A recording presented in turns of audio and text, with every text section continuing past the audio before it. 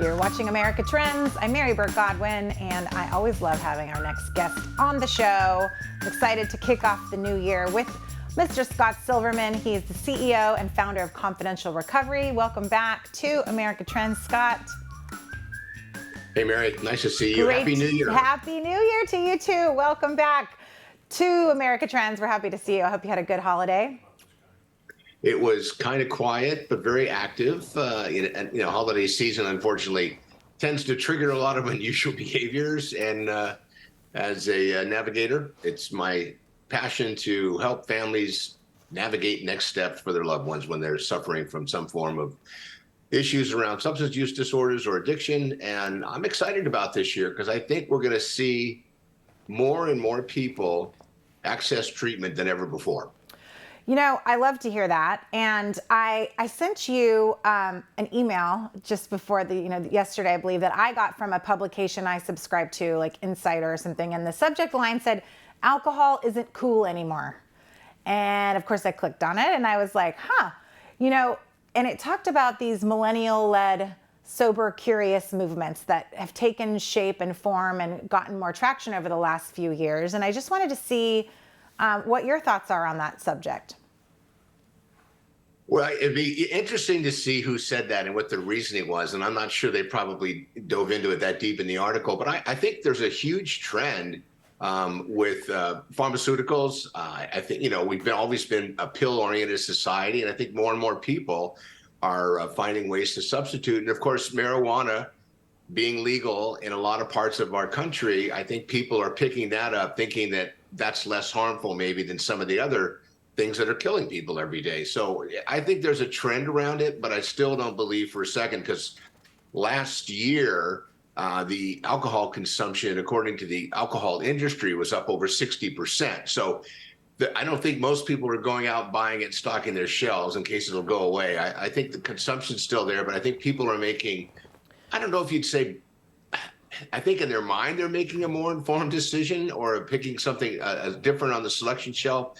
But it's interesting that statement's being made. Of course, all the conversations about, California sober and substituting and drinking less and maybe doing something else means you don't have a drinking problem. But just depends on the individual and how much they're consuming. Well, I was reading that the word sobriety was a top search term in 2022. So that is a good sign, I would say. And I saw a statistic that said young people are drinking less now these days. And I guess that maybe means teens. I don't know what exactly they meant by young people, but I am raising teens right now. And this is a topic that is on my mind daily, something I talk about with my daughters daily. And it's a struggle. It's a big thing for me because I know that back when I was growing up, it was the cool thing to do. And so I think it maybe still is. And it's a really challenging thing as a parent to walk that line and say, some parents are out there saying, "Oh, drink, I'll buy you the alcohol and drink here." And I'm not in that same camp.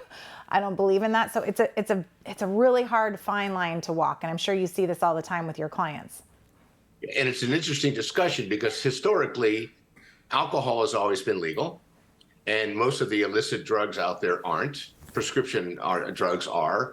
And I think, with that statistic that just came out last year, that between 18 to 45-year-olds, the number one killer is opioids right now. So when they say young, I think they're talking about, well, unless you want to go preteen, that's an interesting statistic as well. So I think there's a sense with young people that, that was my mom or dad's drink. And when I drink alcohol, I feel like I'm out of control or I'm impaired. And I think alcohol always shows up on someone's breath. So it's pretty easy to be detected. And sometimes the behavior from alcohol consumption is pretty clear in most people's minds.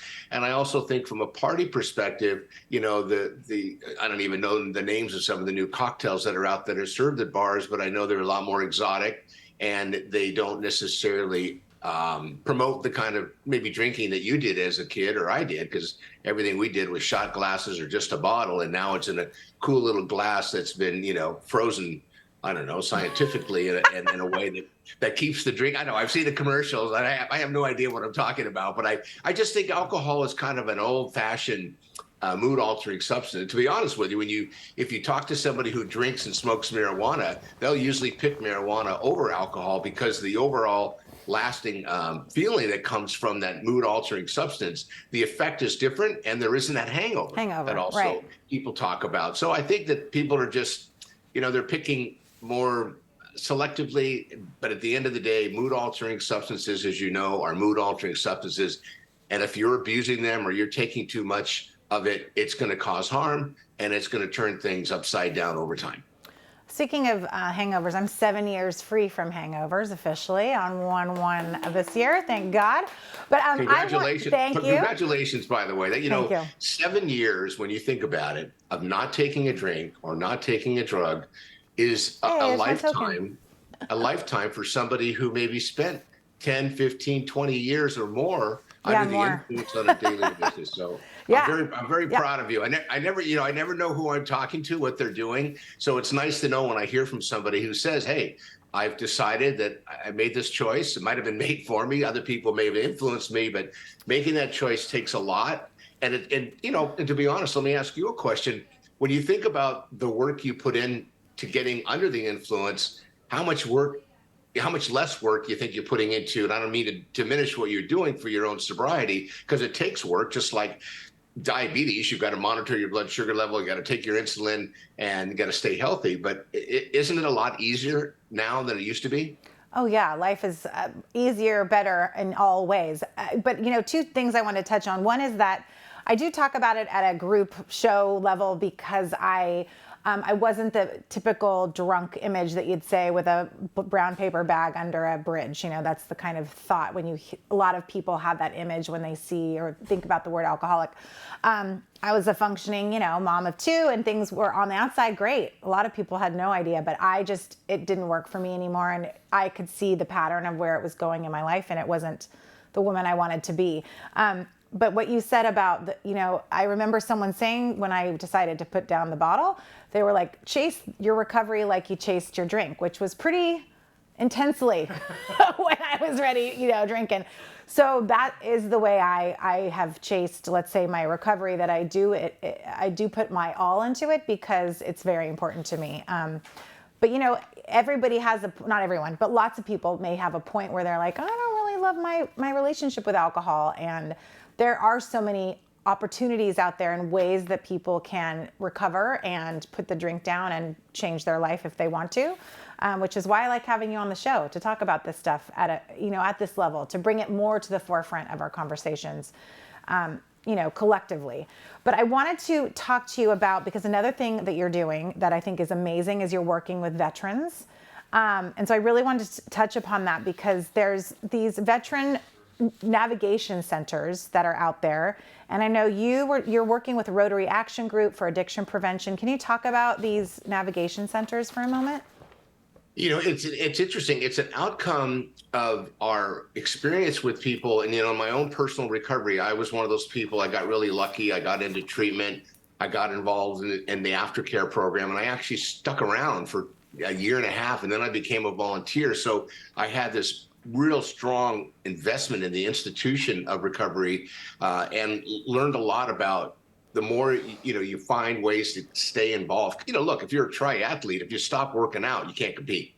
If you want to maintain your level of skill playing the piano, which I know you want to do, you have to practice. And that's what I did. And what we found was most people that go to treatment, and we've talked about this, 28-day stay, assuming you can get into a program, you're in a structured environment, no decision anxiety, no decisions are made by you, if you will. The staff takes care of your day. They give you the clinical support. You have the interaction with the group. And then when your stay is done, if you don't have a real strong plan, you basically go back to the same environment you left when you went in. And according to science, 95% of those who do no follow-up whatsoever after treatment are going to relapse. It's just part of the disease of the addiction.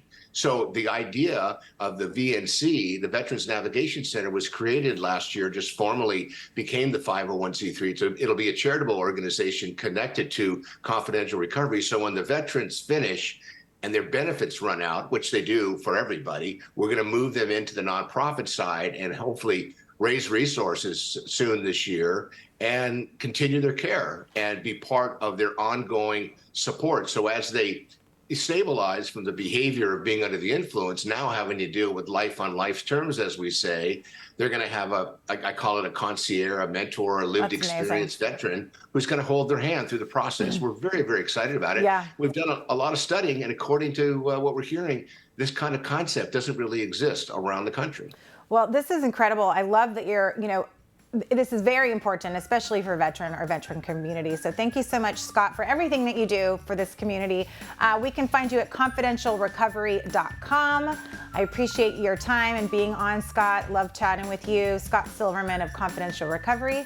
And you're watching America Trends, and we will be right back right after this quick break.